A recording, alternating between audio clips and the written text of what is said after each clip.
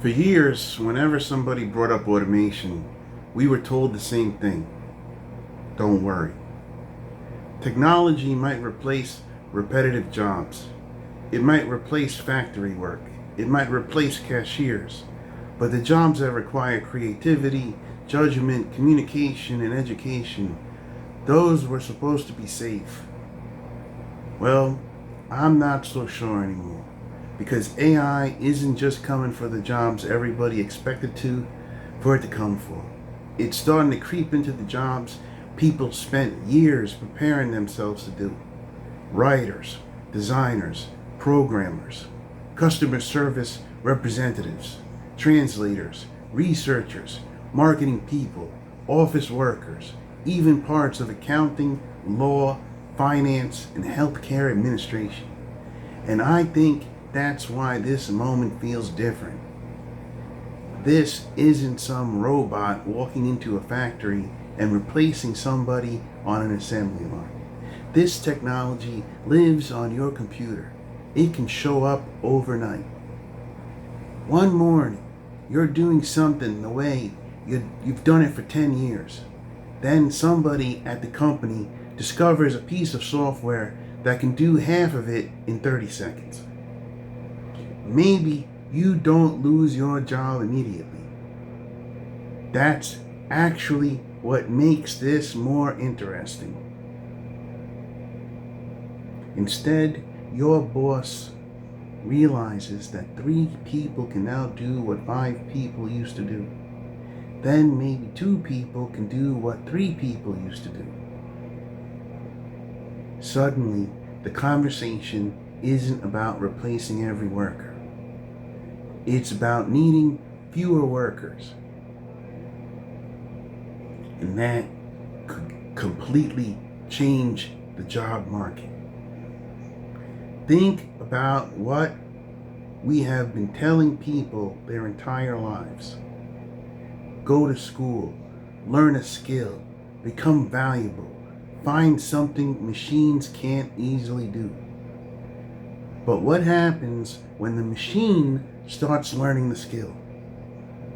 That's the part nobody really prepared us for. You could spend years becoming good at something, only to watch the value of that skill change incredibly quickly. And I'm not saying AI is going to eliminate every job. That's too simplistic. Technology also creates jobs. It creates industries. It changes what people are capable of doing. But there's usually an uncomfortable period in between.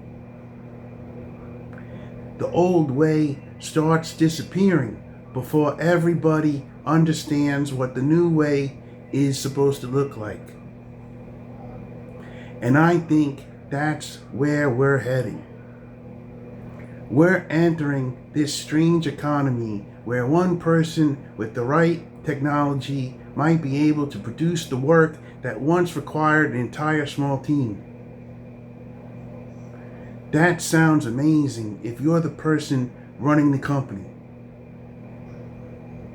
It might not sound so amazing if you're one of the people who used to be on that team. And here's another thing nobody talks about enough. Even if AI doesn't replace your job, it might change what your employer expects from you. If technology allows you to work twice as fast, does that mean you get to work half as much? Probably not. It might just mean you're expected to produce twice as much. That's always been one of the strange things about productivity.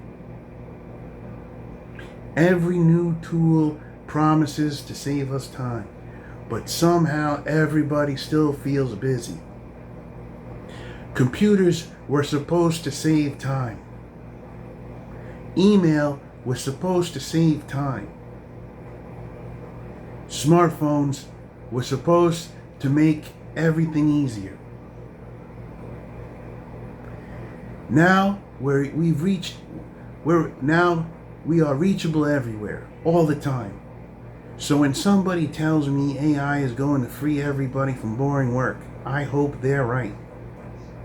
But I also wonder whether we're about to create a world where everybody is simply expected to do more. More emails, more reports, more content, more projects, more productivity, faster. And somewhere in the middle of all of this is the human being trying to pay rent. That's what makes this bigger than a technology story. It's a story about what happens when the definition of being valuable at work starts changing faster than people can adapt. Maybe AI creates incredible opportunities. Maybe it eliminates some terrible jobs. Maybe it allows ordinary people to build things they could never build before. I think all of those things are possible. But there's another possibility we should probably start talking about. For generations, people worried that machines would eventually become capable of doing human work. The strange part is that the machines didn't have to look like robots. They just had to become another button on your computer.